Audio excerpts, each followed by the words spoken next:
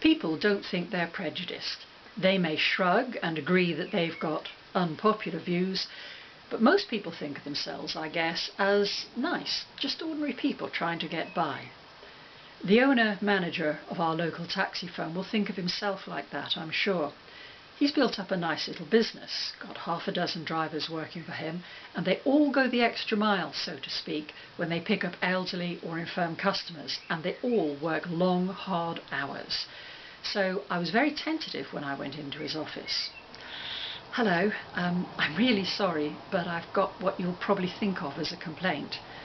I started with an apology and tried to smile to draw the sting from what I was about to say. I'd been behind one of his taxis 5 minutes earlier when the driver got impatient with the tiny little invalid car which was going so slowly that a queue had built up behind it. There was no room to overtake, though the taxi had swerved out once to try. Then the first car in the queue managed to pull past the invalid car.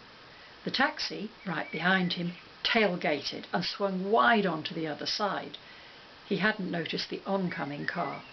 It braked, swerved, hit its horn, and because the taxi swung sharply back onto our side of the road, managed to miss a head-on collision. The taxi's slipstream wobbled the invalid car as he sped off into the distance. Now, I no longer just whinge and move on. These days I try to do something about bad behaviour. This was very dangerous driving, and I wanted to be sure the taxi driver realised it. I know my Asperger's can mean that I present as aggressive when I'm just anxious. And I was in a room with 3 men, and they weren't sympathetic. One agreed it was him, but said he'd not noticed any problem and denied driving badly. His boss backed him up. As things deteriorated, I wondered if it was the way I was talking, the unspoken part of communication that I get wrong, that was making things go so badly. So I explained about my Asperger's. The manager stuck his hand up in a stop sign right in my face. That's enough. This conversation ends here. Get out of my office. I was so astonished, I think I thought it hadn't really happened. I pressed on, trying to explain myself better. It didn't work. He threatened to take me to court for slander if I repeated my complaint anywhere else. He told me to put it in writing, but when I reached for a pen, he grabbed it.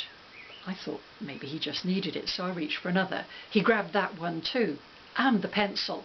If you want to use any of my equipment, ask first. Now he was just being childish. You know those t-shirts with the slogan, "I've got Asperger's, what's your excuse?"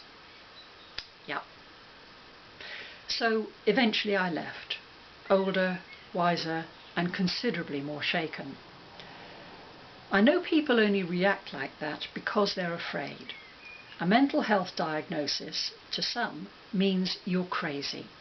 And if you think like that, it can trigger a prehistoric fear. But that's no excuse. I went there, stupidly, perhaps, naively, certainly, but in good faith.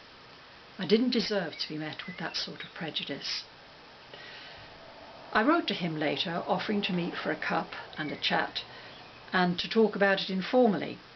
He never wrote back. So, how can I end on an upbeat note?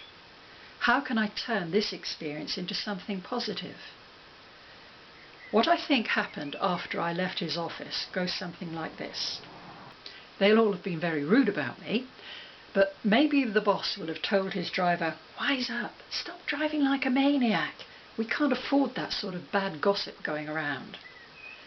Maybe, though he'd never acknowledge it, the driver knows he drove dangerously and will think twice before driving like that again. And maybe that evening they might have Googled Asperger's and read a bit about it. I hope so.